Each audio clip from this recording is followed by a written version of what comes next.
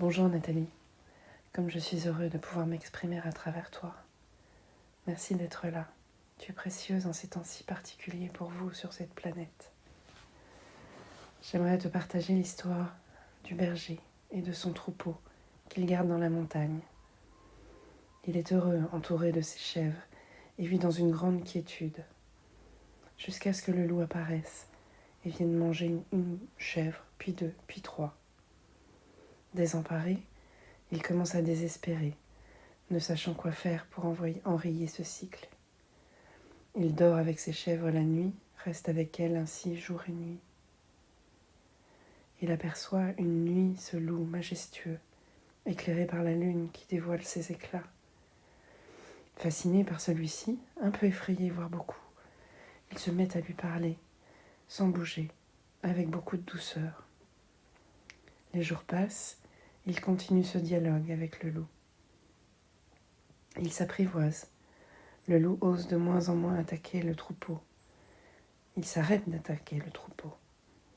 Il se rapproche même de plus en plus du berger quand celui-ci lui parle, honoré de ses échanges et de l'amour que lui transmet cet homme. Il aurait pu se servir d'une arme. Il a toujours refusé, préférant le dialogue et la paix. Il sait bien qu'au fond de lui, le loup est un gentil, qu'il a lui aussi un cœur d'artichaut.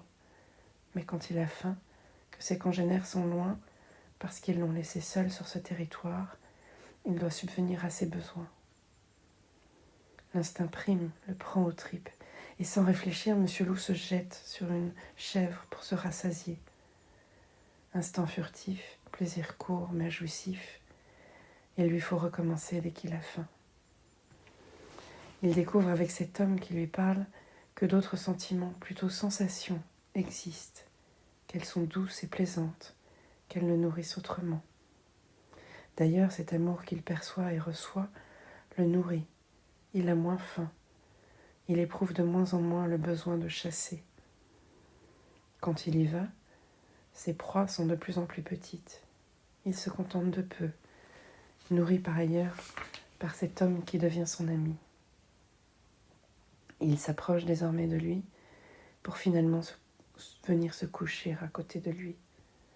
Il sent bien que c'est un gentil, qui a plein d'histoires à raconter et surtout un cœur immense. C'est ainsi qu'ils deviennent les meilleurs amis et que ce loup protégera le troupeau des autres loups passant dans le coin. La morale de l'histoire, on voit approcher un inconnu, quel qu'il soit, qui peut réveiller des peurs. C'est d'ailleurs quasi inévitable pour vous les humains. Plutôt que de plonger dans vos peurs, connectez-vous à votre cœur.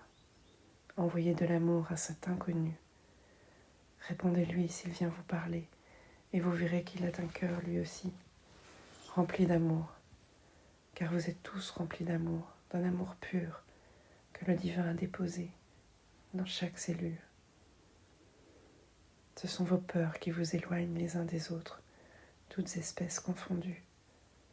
Approchez-vous les uns des autres, le cœur ouvert, et surtout connecté à l'amour qu'il porte. Et votre monde se portera beaucoup mieux, et même magnifiquement, très rapidement. Entraînez-vous dans la rue ou ailleurs, parlez à des inconnus, connectez à votre cœur, à l'amour qu'il porte, et voyez ce qu'il se passe.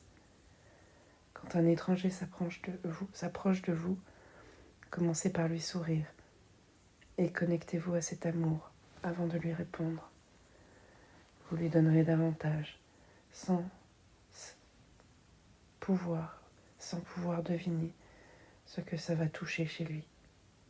Amusez-vous dans la joie, vous pacifierez ainsi votre belle planète. Intérieur d'abord, vous rassurerez votre univers, puis l'extérieur. Votre planète se portera ainsi beaucoup mieux. Faites connaissance les uns avec les autres et sortez dans la rue pour le faire. Ça ne marche pas derrière un écran.